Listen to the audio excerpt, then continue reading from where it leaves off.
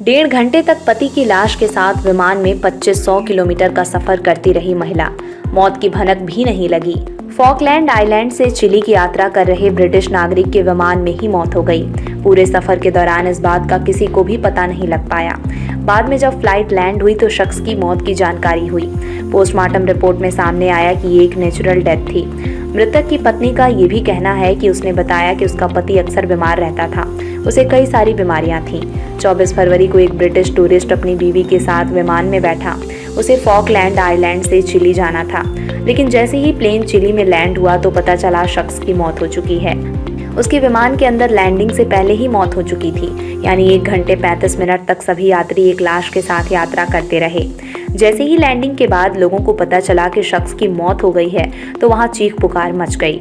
विमान के अंदर शख्स की मौत आखिर कैसे हुई, चलिए जानते हैं। मिरर के मुताबिक 59 साल का ब्रिटिश नागरिक घूमने के लिए पत्नी के साथ फॉकलैंड आइलैंड आया था। यहाँ से दोनों को चिली के पुंटा एरनास के लिए फ्लाइट लेनी थी, फिर वहाँ से सैंटियागो के लिए निकलना था। शनिवार को दोनों पति पत्नी ने चिली के ही विमान लातम में यात्रा करनी शुरू की। दोनों फ्लाइट में बैठे, फ्लाइट ने उड़ान भरी, सब कुछ ठीक था, लेकिन जैसे ही विमान पुंटा एरनास में लैंड हुआ सभी लोग अपनी सीट से उठने लगे, लेकिन ब्रिटिश नागरिक अपनी सीट से नहीं उठा।